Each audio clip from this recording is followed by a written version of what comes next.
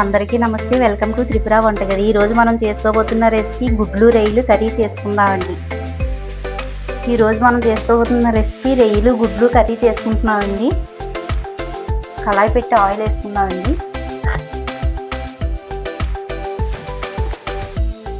Oil heat ఎక్కింది, కొద్దిగా పసుపు వేసుకుందాం. ఎగ్స్ వేయించుకుందామండి.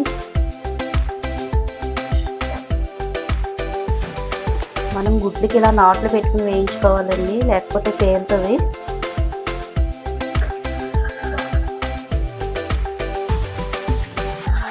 గుడ్లు వేగాయండి, ఇలా వేగితే సరిపోతుంది. ఇప్పుడు తీసేసుకుందాం గిన్నెలోకి.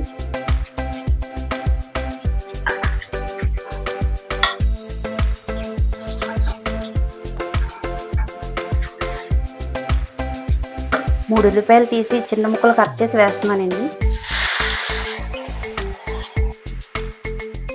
అలాగే ఒక 4 పచ్చిమిర్చి,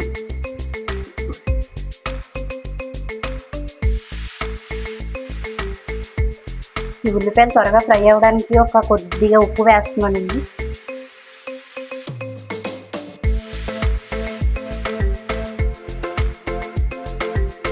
ఒక 2 నిమిషాలు మూత పెట్టి వేయించుకుందాం.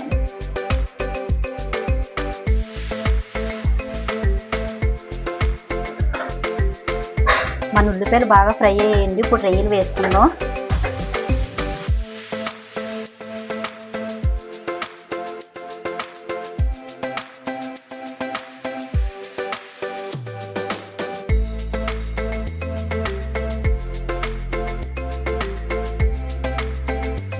ఒక నిమిషం మూత పెట్టుకుందామండి.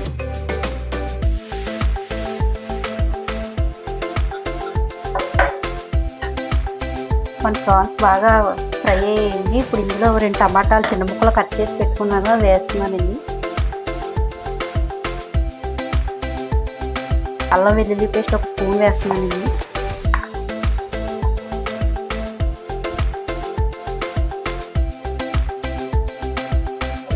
మన అల్లం వెల్లుల్లి పేస్ట్ టమాటా కూడా బాగా మగ్గాయండి. ఇప్పుడు కారం వేసుకుందాం. 2 స్పూన్లు కారం వేస్తున్నాం. రుచికి సరిపడా ఉప్పు, 1 స్పూన్ గరం మసాలా, 1 స్పూన్ ధనియా పౌడర్.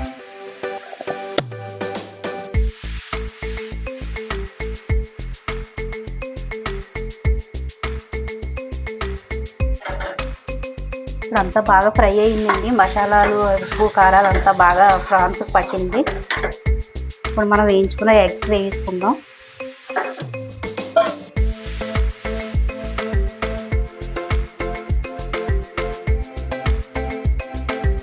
కొద్దిగా వాటర్ వేసుకుందామండి.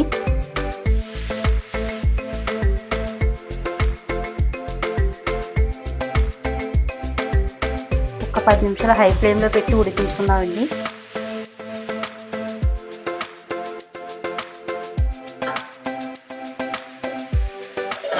మన కూర రెడీ అయ్యిందండి. అంతా బాగా దగ్గరికి అయ్యింది. ఇలా అయితే సరిపోతుందండి. కొత్తిమీర వేసుకుందాం.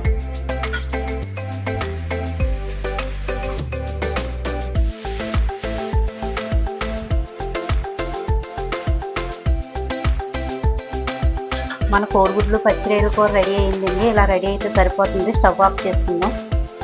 చూసారు కదండి, మన గుడ్లు రొయ్యలు కర్రీ రెడీ అయింది.